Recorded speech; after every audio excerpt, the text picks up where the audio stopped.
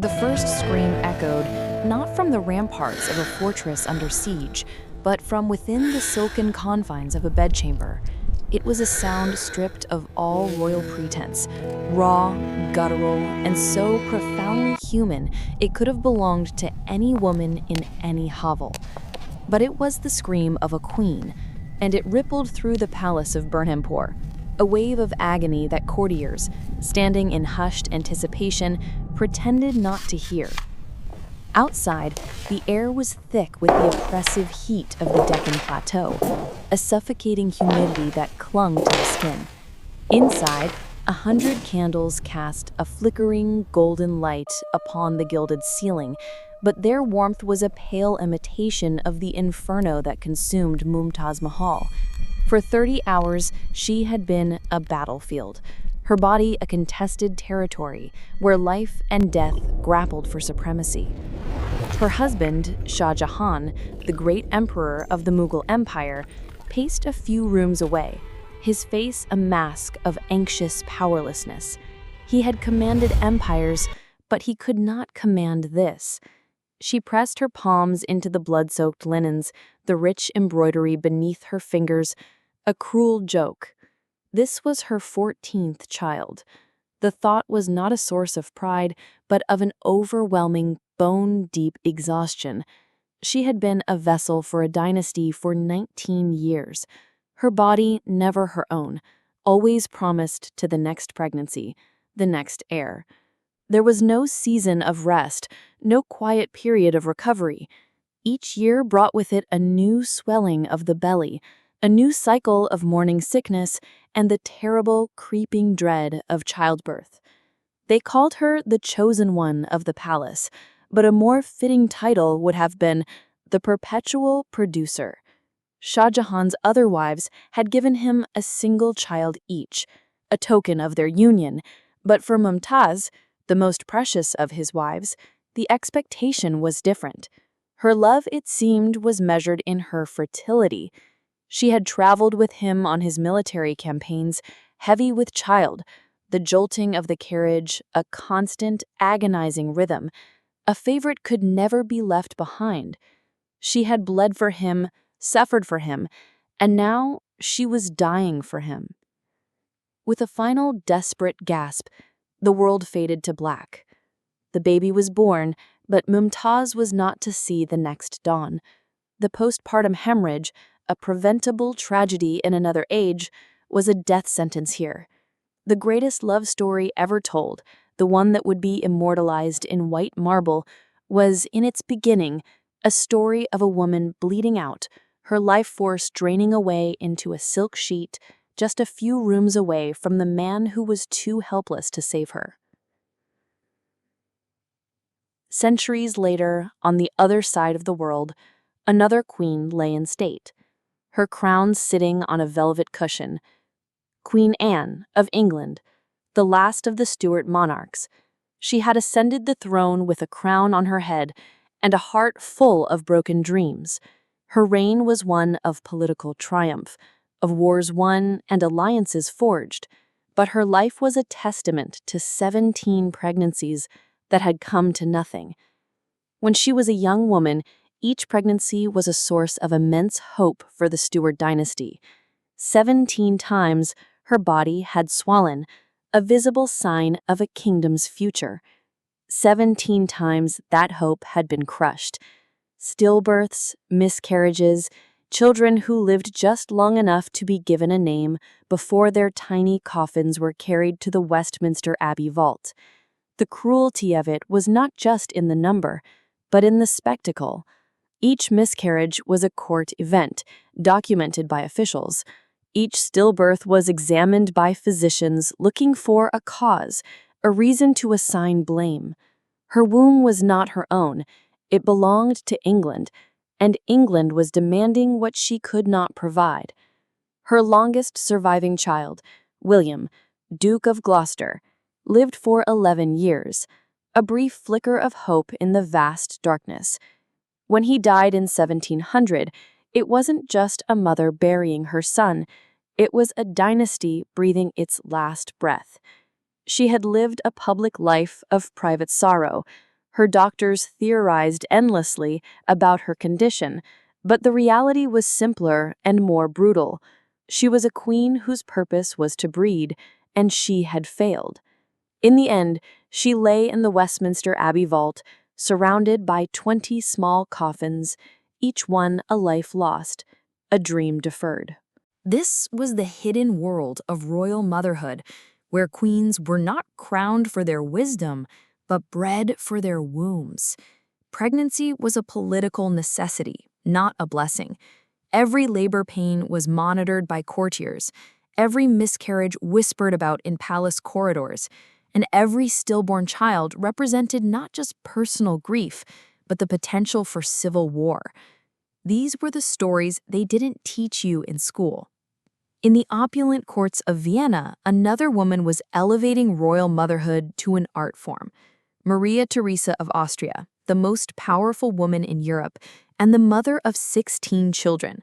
She gave birth to a child roughly every 13 months for nearly 2 decades, all while running one of Europe's largest empires.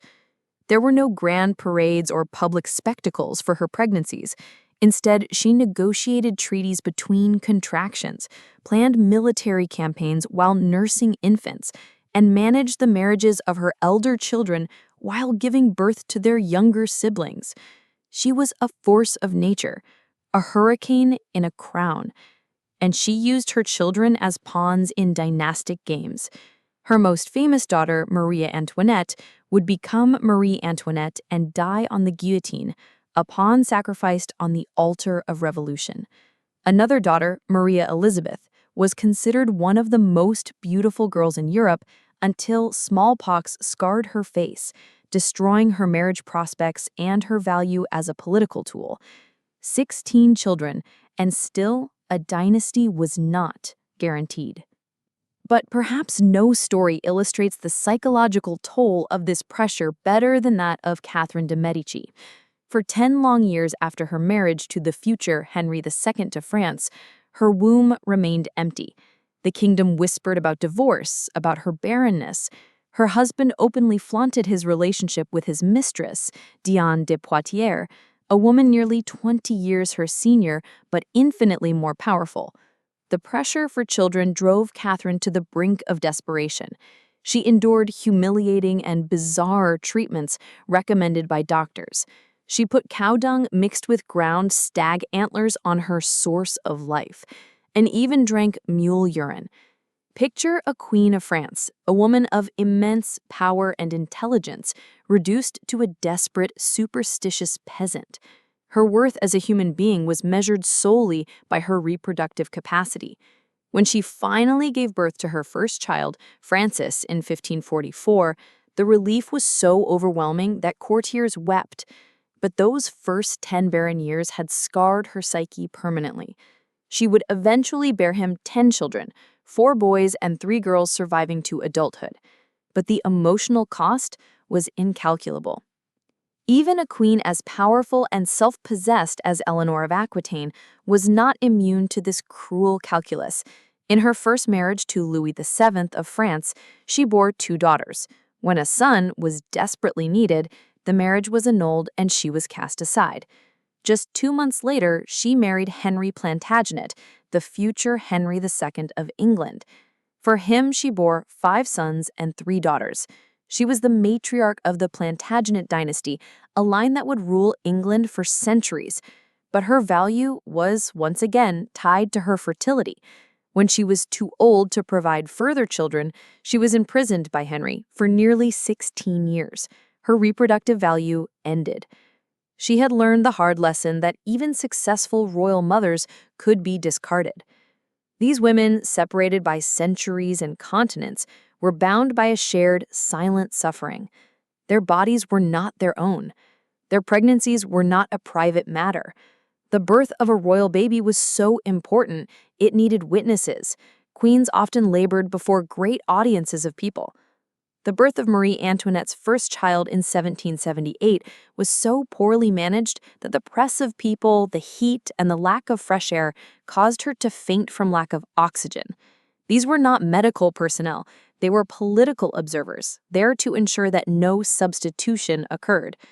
The sex of the baby was signaled to those in outer chambers by courtiers hurling their hats in the air. Arms were crossed if the baby was a girl. The physical toll was immense. Before modern medicine, childbirth was a terrifying lottery. Infection was common, hemorrhaging was often fatal, and the maternal mortality rate hovered around 1 to 2% per birth. For queens who faced 10, 15, or 17 pregnancies, the cumulative risk was terrifying. Many, like Mumtaz Mahal and Isabella of Valois, paid the ultimate price. Isabella, Queen of England at age 6, died in childbirth at just 19. Her brief adult life consumed by 3 pregnancies in 3 years. Her body had failed under the strain, and she was quickly forgotten. Her value replaced by the next queen in the endless quest for dynastic continuity. The psychological cost was equally devastating. These women watched their children die in infancy, suffered miscarriages that were treated as political failures, and endured the constant pressure to produce male heirs. They were reduced to their reproductive function, their worth measured in sons delivered and dynasties secured. They could not express frustration with their lot, could not rebel against the endless cycle of pregnancy and loss. To complain about bearing children was to complain about their primary, perhaps only, value to the crown. Queen Anne's correspondence reveals glimpses of her private anguish, but these moments were rare and private. In public, she had to maintain the fiction that she was grateful for each pregnancy, hopeful for each birth, accepting of each loss as God's will. Maria Theresa, after 16 pregnancies and 40 years of rule, micromanaged her children's lives, their marriages, their daily routines. Control was the only comfort she had left. The great irony of these stories is that for all the suffering, for all the children sacrificed on the altar of dynasty, most of these royal lines eventually died out anyway. The Stuart dynasty ended with Anne, despite her 17 pregnancies. The Valois line ended with Catherine de' Medici's sons, despite her 10 children. All that pain, all that loss, all those women's lives consumed by the demands of bloodline and succession, and in the end, history moved on without them. The monuments they left behind, the Taj Mahal, the reforms of Maria Theresa, the Protestant settlement under Queen Anne, survived not because of their children, but because of their own actions. Perhaps that's the most tragic lesson of all. These queens had value beyond their wombs, intelligence beyond their reproductive capacity, legacies beyond their children. But they lived in times that could not see past the immediate need for heirs to recognize the human beings bearing them. In Agra, millions of tourists visit the Taj Mahal and photograph its perfect symmetry. But few know that it was built on the grave of a woman who died because she loved an emperor too much to refuse his demands for children. The marble of the Taj Mahal still catches the dawn light just as it did on that June morning in 1631 when Mumtaz Mahal drew her last breath. If you know how to listen, you can still hear her scream echoing through its perfect chambers. Not a scream of love, but of a woman who gave everything she had to a world that demanded even more. These 10 queens represent just a fraction of the countless royal women who sacrificed their bodies, their health, and often their lives to the demands of dynastic reproduction. Their stories illuminate a hidden chapter of history where power and motherhood intersected in ways that few today can imagine. In remembering their suffering, we honor not just their sacrifice, but the humanity that their contemporaries too often forgot. The hidden cost of royal bloodlines was paid not in gold or territory, but in the bodies and souls of the women who bore the weight of dynasties on their backs. Their stories remind us that history's greatest monuments are often built on foundations of human sacrifice, and that the most invisible suffering is sometimes the most profound.